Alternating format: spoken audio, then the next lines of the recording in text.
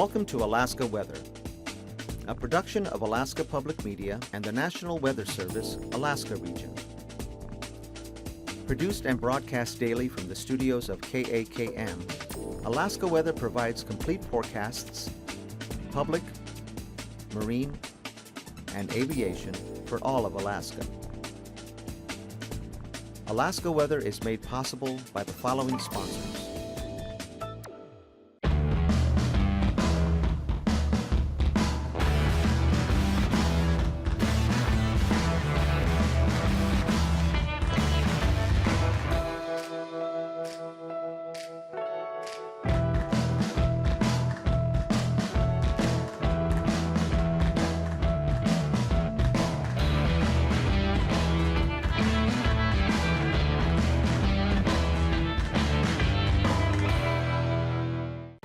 Support comes from the University of Alaska College Savings Plan, helping you and your child save for college every step of the way, from diapers to diploma.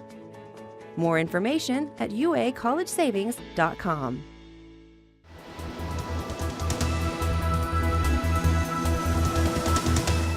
The National Weather Service.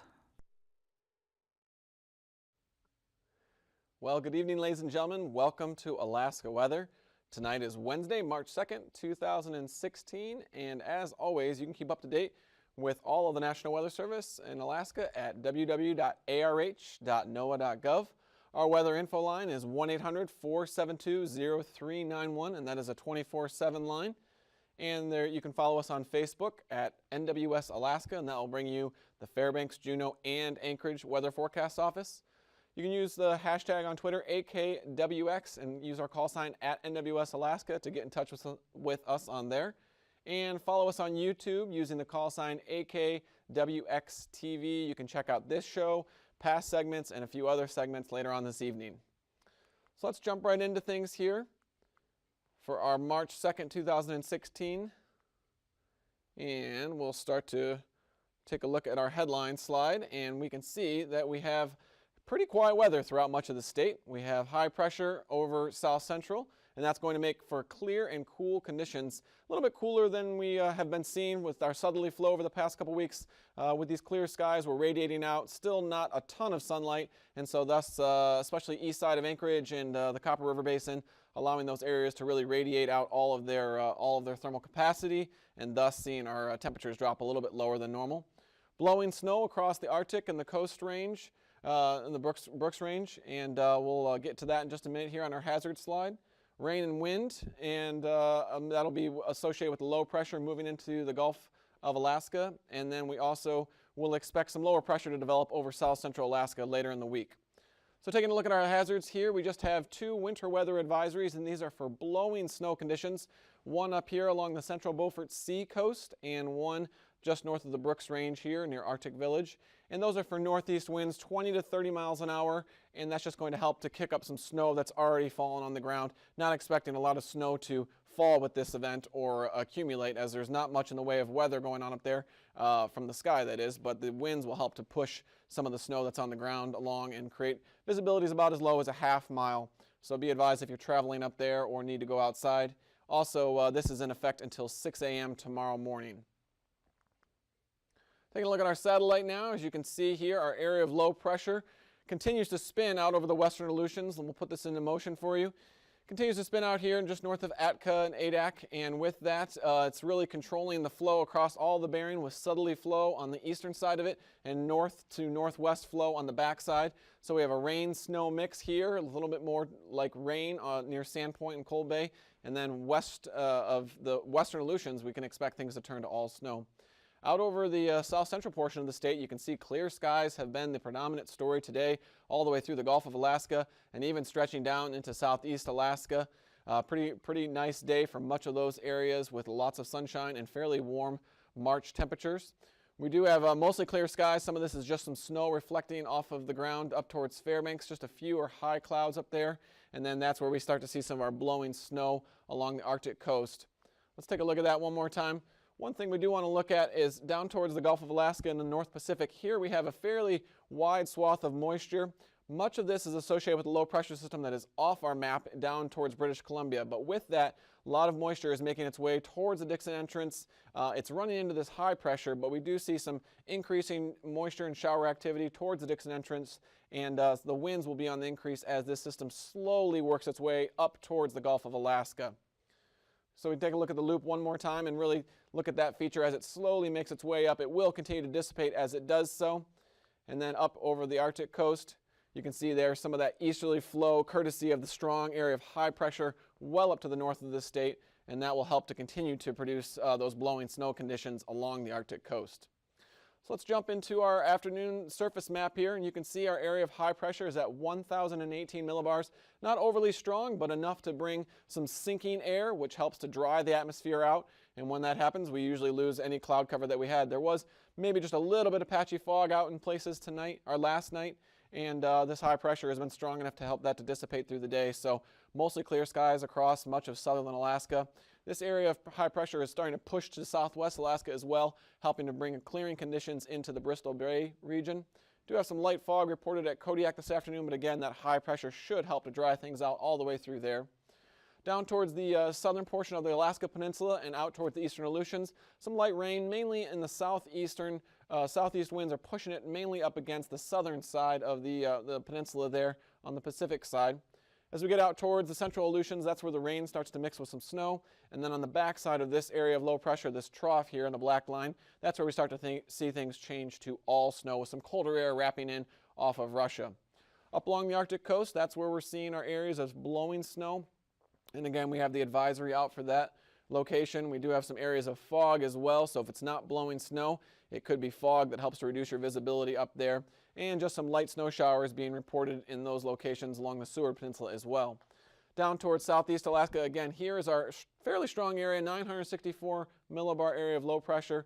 It is going to remain down over the southern portion of the Gulf, at least for the next overnight hours into tomorrow. But with that, we will start to see the rain ever so slowly drift to the north. As you move inland, that rain, of course, starts to mix with snow, and then over western Canada, we start to see things change to all snow. Let's take a look at tonight's surface map, and we can see here the high pressure remains in control over much of the state, really helping to keep the snow showers confined to the Brooks Range and areas northward. Expect once again a clear and relatively cool night across much of the state. We'll see some offshore flow through Bristol Bay, so that should help conditions to drop to cooler temperatures as well with that dry offshore wind. Out over the western Aleutians and central Aleutians, there's our area of low pressure. It continues to remain right in the low 980 range millibars, but it's drifting off to the west ever so slowly as another system starts to wrap in from the backside of it, well off to the west of our map here. But we do have some isolated pockets of rain and snow making their way into the central Aleutians with just some rain near Dutch Harbor. Colder temperatures back to the northwest, helping things to be all snow for those areas. And then here we are looking at tonight, this area of rain starts to fall apart as this front elongates, and as it does so, we will see some of that rain make its way, start to creep in on southeast Alaska. Now on into Thursday, we can see that area of lower pressure is still down here in the southern portion of the Gulf, North Pacific, at 965 millibars, so weakening ever so slowly, but some of those rainier conditions are starting to make their way towards the Juneau area, mixing with some snow as you get up in the higher elevations, and then becoming all snow over western Canada. Over south central Alaska, our area of high pressure has dissipated, and thus we do expect the potential for some clouds to creep in, potentially from the north, as this area of lower pressure, this trough, is kind of an inverted trough here as it comes across southern Alaska. And so with that, we just expect a little bit weaker winds and a little bit better potential for some clouds to creep towards the Alaska Range and eventually south of the Alaska Range. Out over the western portion of our AOR, of our area of responsibility, we do see, again, that area of low pressure helping to bring some rain and snow showers up into the central and western Aleutians. And there our area of snow showers creeps a little bit further south now, south of the Brooks Range and down into Fairbanks' area on Thursday. Taking a look at Friday's map now. So we see one new area of low pressure developing up into the northeastern portion of the Gulf, and this will help to kind of reinvigorate those rain showers over southeast Alaska. And again, starting to mix with a little bit of snow as you get up into the higher elevations, potentially in Chilkoot and White Passes. Just some light precipitation expected for the eastern Kenai Peninsula and down towards Kodiak on Friday as a weak area of low pressure kind of drifts off the mainland and combines with this moisture from this low, and thus we do have some potential for a little bit of precipitation there along the Gulf Coast. Not expected to make it inland whatsoever. And then up towards the Alaska Range and Brooks Range, we do see a little bit more easterly flow helping to combine with that lower pressure to make some showers in those areas as well. And those should all be snow showers all the way through much of the Bering. We expect increasing snow showers as this area of lower pressure drifts off to the south and flow begins to switch to more of a north-northeast direction. That should really help to intensify the cold air advection snow showers as air is pulled through the Bering Strait. That colder air will make it off the ice pack and help to create a little bit more shower activity through the Bering. So taking a look at our temperature map as of this afternoon, we saw mainly mid-40s for southeast Alaska. Some of the warmest spots up in the upper 40s, 47 degrees there and 48 degrees. Then over towards Middleton Island, they came in at 43 degrees with 42 at Cordova and 40 degrees for Kenai. And as we saw through much of southern Alaska, 27 degrees over at Gulkana and 39 degrees for Talkeetna. So mainly upper 20s to low 30s for a little bit further inland locations. As we take a look towards the interior now, Fairbanks reached a high of 20 degrees this afternoon. Much of the central portion of the state was in the mid to upper 20s. As we climb up north of the Brooks Range, things dropped off to about 9 degrees there near Anatuvik Pass. And along the Arctic coast, temperatures were in the single digits, and our cold spot -3 there at Barrow.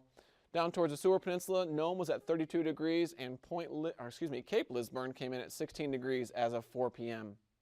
Taking a look now at the southwest Alaska, mainly temperatures inland in the mid-30s, towards the coast a little bit warmer in the low 40s, and then low 40s for much of the Alaska Peninsula, becoming 30s as you get out into the islands. And for tonight's low temperatures, expect a pretty similar setup to last night, maybe a few degrees colder, as this will be our second clear night. So temperatures in the upper 20s to low 30s for much of southeast Alaska. For much of south central Alaska, mid-teens to low 20s, unless you're along the water where you could see 30 degrees there at Cordova. And then as you get over the central portion of the state, expect temperatures in the single digits and then below zero along the Arctic coast. Towards southwest Alaska, we have temperatures in the mid-20s to upper teens, and then along the Alaska Peninsula out into the Aleutian Chain, mainly mid to low 30s. And for tomorrow's high temperatures, expect again abundant sunshine for most of these areas with increasing cloud cover for southeast Alaska. So with that, we'll expect mid-40s for southeast, mid-30s for much of south central. We'll be in the low 20s to upper teens for the interior portions of the state, and along the Arctic coast, expect single digits for your highs. Southwest Alaska will be in the mid-30s, and you can see for the Aleutian Chain and the Alaska Peninsula, low 40s. So looking at flying weather now, we have our small area of MVFR conditions associated with that front moving up into southeast Alaska. And then out over much of the mainland, we have clear skies once again expected for Thursday, with just some patchy fog possible for the passes there along the Alaska Range. And then our biggest swath of IFR conditions is where that fog and blowing snow will continue to be somewhat of a problem along the north and west coast, stretching out along that area of low pressure down towards the western Aleutians. So looking at our passes now, potential for some fog up near Anatuvik Pass, making for MVFR conditions there with some low ceilings. Same for Adigan Pass, marginal visual flight rules. Lake Clark and Merrill should both be VFR, with rainy the same. Windy should be VFR, slowly lowering to MVFR conditions as we go into the later hours on Thursday into Friday.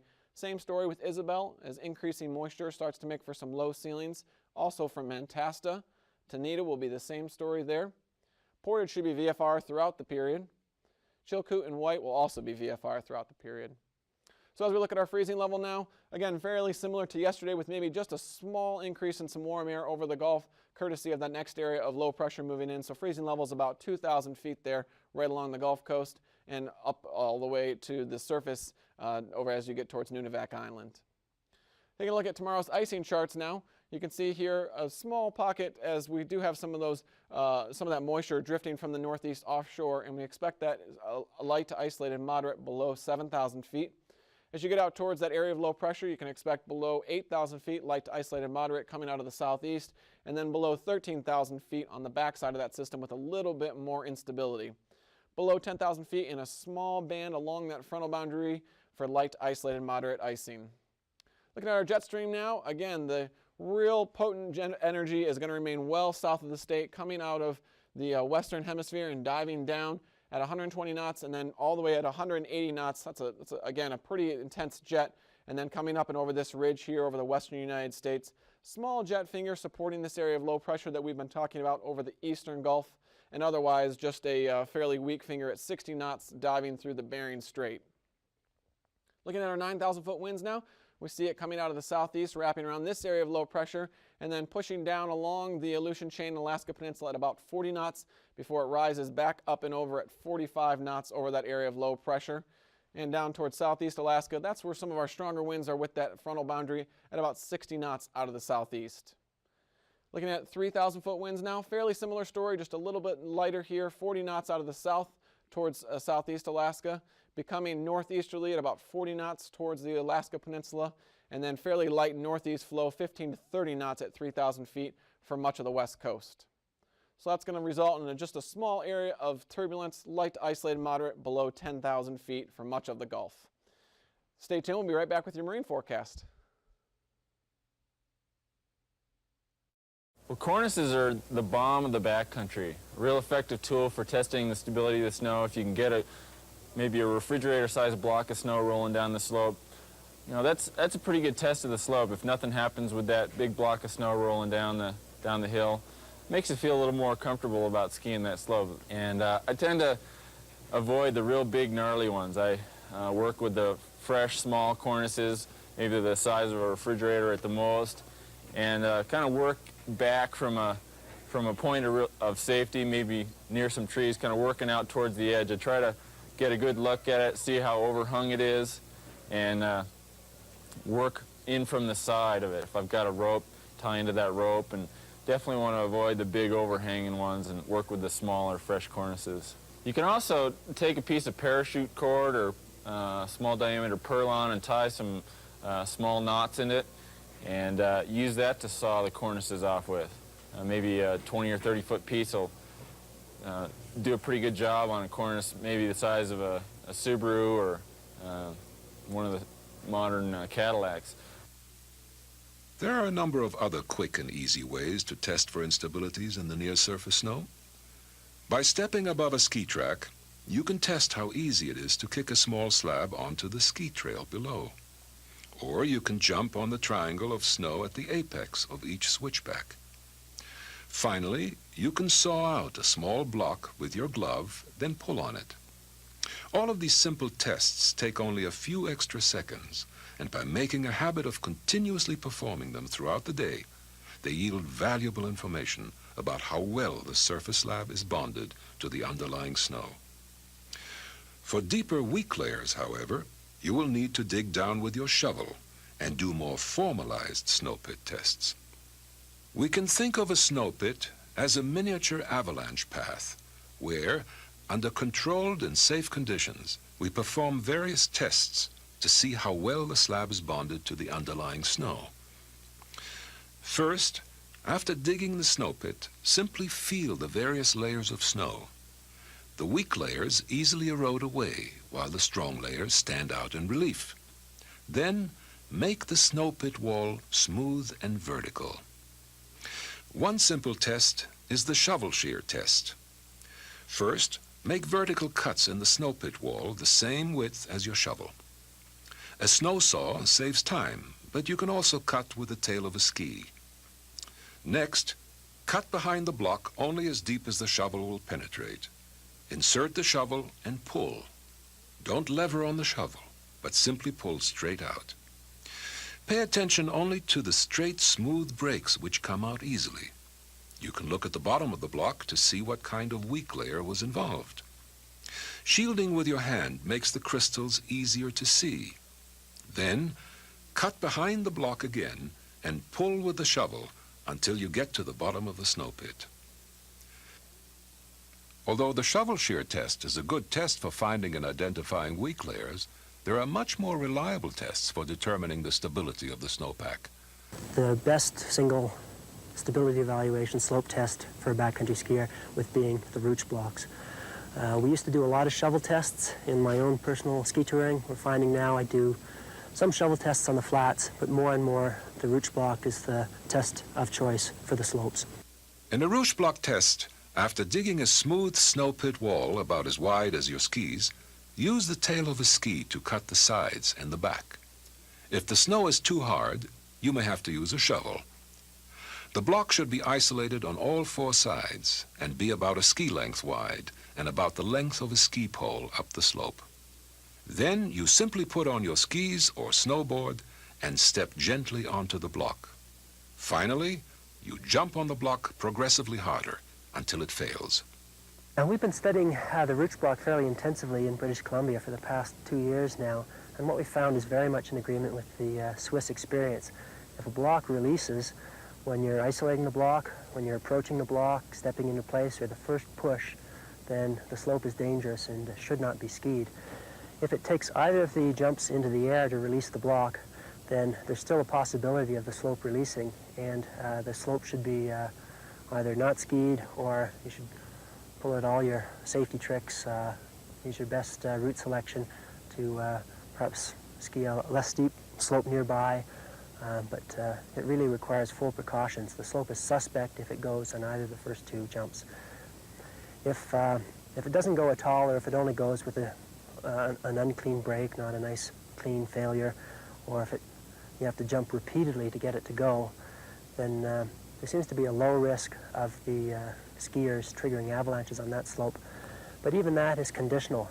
It depends on that you've chosen a good site, and that's consistent with the other things that you're seeing, what you're hearing from your entire stability evaluation, everything from the numbers you get over the telephone numbers, your phone, the information you get from the telephone before you go skiing, what you see happening on the slopes around you, what you learn from poking your pole in the snow and from talking it over with friends. You need a consistent picture of snow stability before you commit yourself to skiing a slope. Since snow can vary markedly from place to place, where you dig a snow pit is just as important as how you dig one. The idea is to dig a snow pit in a spot representative of the slope you intend to cross. Yet the trick is doing it without putting yourself in danger. Often you can find a small representative test slope where the consequences of a slide are small. It should face the same direction and be just as steep as the slope you're interested in. You should avoid ridge lines or areas where wind has affected the snowpack. As always, when in doubt about the safety of a slope, use a belay rope. And welcome back. Hope you enjoyed this segment. Let's take a look at our sea ice forecast now. So you can see from the analysis this afternoon, we do have some melting that's occurring east of Nunivak Island, right here along the western coast of Alaska. With some northeast flow, though, and more northerly flow, we do expect the ice edge to make maybe a very slow advancement. We do have some more open, more marginal ice here along the edge that has developed over the last 24 hours, but we do expect a slow advancement as we go into these colder temperatures later on this week and into early next week. In the Cook Inlet region, mostly marginal ice, just with the exception of in the upper Knik Arm and Turnagain Arm, where some fresh water is mixing in, and that helps it to freeze a little bit easier. So marginal ice pack in through Cook Inlet with some fairly hefty floating chunks around there. Looking at our Thursday marine forecast for southeast Alaska, you can see mainly out of the south for the southern portions of the inner passageways at about 30 knots, 6-foot seas, and then more northerly winds at gale force coming out of Lynn Canal, 7-foot and 6-foot seas up there near Chatham Strait. And over the open waters, gale force to 30 knots and seas on the order of 12 to 16 feet out of the east and southeast. As we look into Friday now, with that area of low pressure continuing to make its way northward, we see southeast winds becoming predominant, except for Lynn Canal, where we still have northerly winds. They're going to be 25 knots for the inner passageways and 35 knots over the open waters, and seas will be generally 5 feet inside and about 15 to 13 feet on the outside. For south central Alaska, we do have some north to northeast winds throughout the entire area coming around the high pressure and low pressure to the south, high to the north. And so we do expect some higher gusts through the Copper River Basin and through Prince William Sound as that high pressure pushes offshore and pushes some of those winds through the gaps. 10 to 20 knots, 30 knots as you get towards Kodiak, and seas on the order of about 8 to 12 feet. On into Friday now, keeping those gusts in there for Copper River Basin, and expect mainly northeast flow, 15 to 30 knots, and seas anywhere between 2 and as much as 12 feet here for the Outer Barren Islands. As we get up towards the Alaska Peninsula, we see northeast flow being predominant, 20 to 30 knots, and seas 13 to 14 feet on the south side and 5 to 8 feet north. And on Friday now, we expect northerly winds and 25 to 30 knots. North side will see 5 to 11 foot seas, and south 9 to 11 foot seas. And now out over the Aleutians, again wrapping around that area of low pressure off to the west, we expect northeast winds 20 to 30 knots, and seas generally on the order of about 14 to 15 feet south of the chain and about 7 to 8 feet north of the chain. And then on Friday, expect north to northeast winds continuing, anywhere between 20 and 30 knots, and seas generally between 9 and 12 feet. Off the west coast of Alaska on Thursday, expect north to northeast winds, bringing some freezing spray conditions mainly to Bristol Bay and to the west coast of Alaska, and then off the ice edge there near St. Matthew. And the winds will be about 25 knots, seas in the open waters 6 to 9 feet. And then northerly winds for the west coast on Friday, seas generally between 7 and 10 feet, and winds between 25 and 35 knots. Along the Arctic coast out of the east, and then again northeast and north, similar to what we saw yesterday, and winds will be generally between 15 and 30 knots, a little stronger along the Arctic coast on Friday, 30 knots out of the east, and remaining 30 knots as you get off the port of Cape Lisburne there. Now taking a look at our surface map once again for tonight to recap everything. Our biggest area of concern is going to be the blowing snow that occurs north of the Brooks Range and along the central Beaufort Sea. We do have a winter weather advisory until 6 a.m. on Thursday due to that blowing snow, reducing visibilities to about a half mile.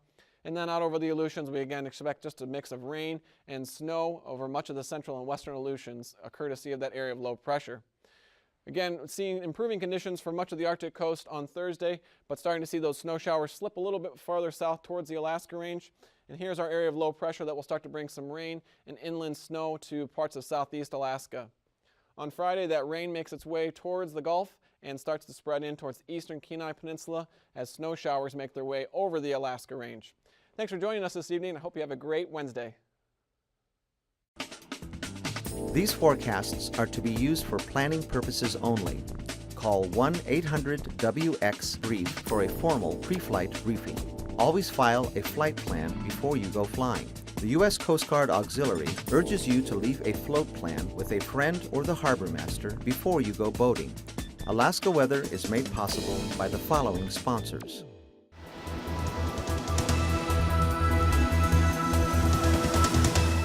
The National Weather Service.